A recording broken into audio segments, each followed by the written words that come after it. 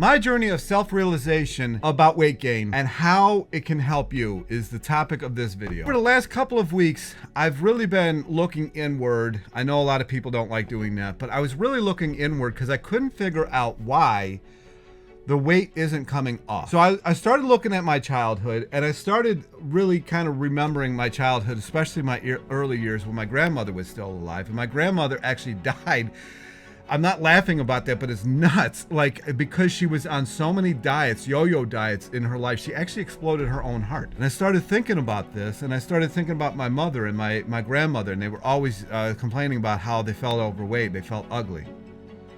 And they had guilt about this, they had fear about this, they had every kind of terrible feeling, they had hatred for themselves. And I adopted that. I realized over this weekend, today being Sunday, that I have had a hatred for myself my entire life.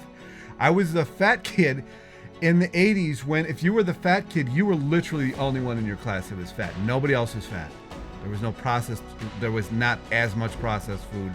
Most people ate whatever they felt like. I was like, how am I the only fat one? My mother had this complex about her, so we only ate the healthy foods.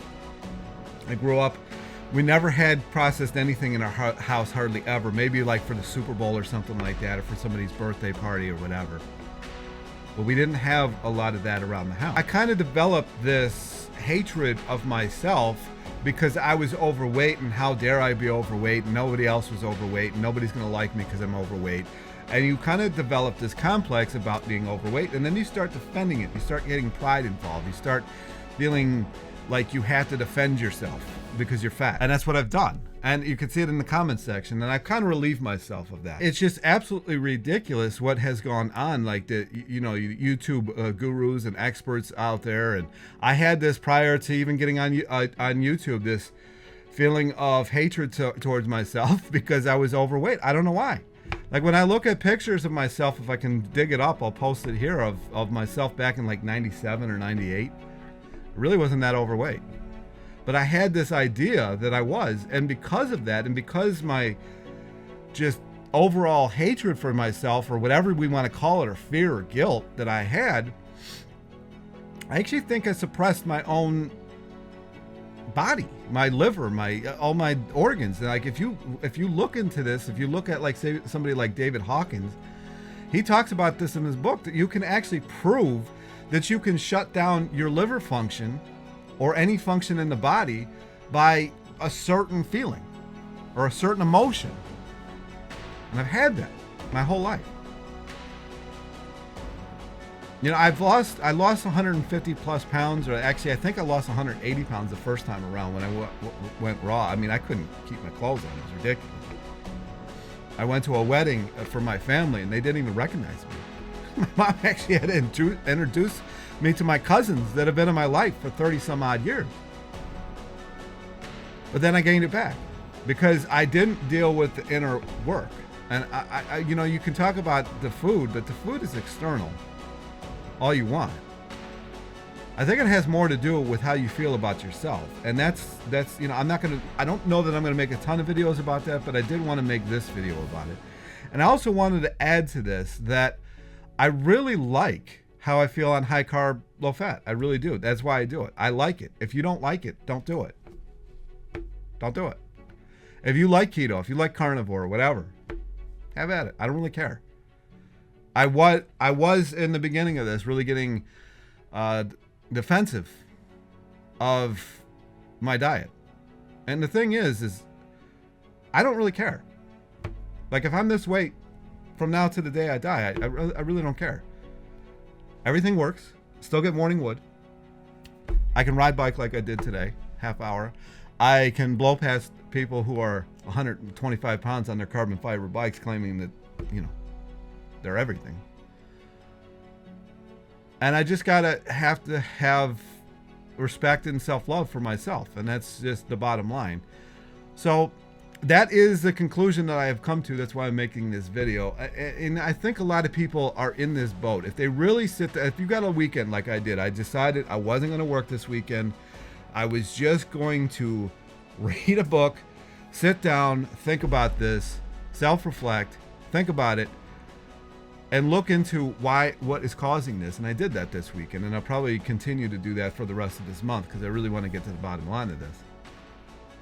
But I actually think if you really look into your own self, that's probably more of what's going on than what you eat. You know, you could look at people who eat whatever they seemingly feel like, or even back when I was growing up. I mean, some of my buddies who I was with all day, like all day. I was with them at school, and then we would come home, we'd hang out, we'd do homework together.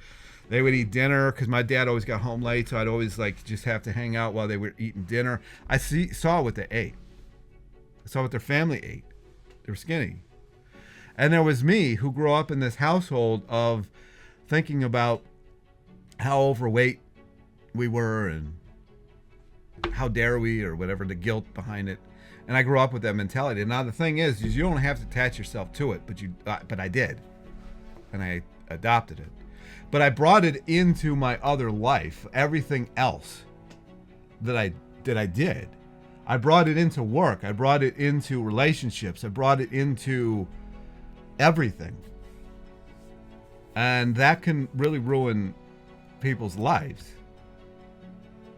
And it's not cool. So if you're really going through this, if you really have a lot of weight on you, I would suggest really trying to get to the root cause and not worry about the latest and greatest fad diet, not worry about counting calories. I mean, I can show you so many people that I've interviewed that they don't count calories at all.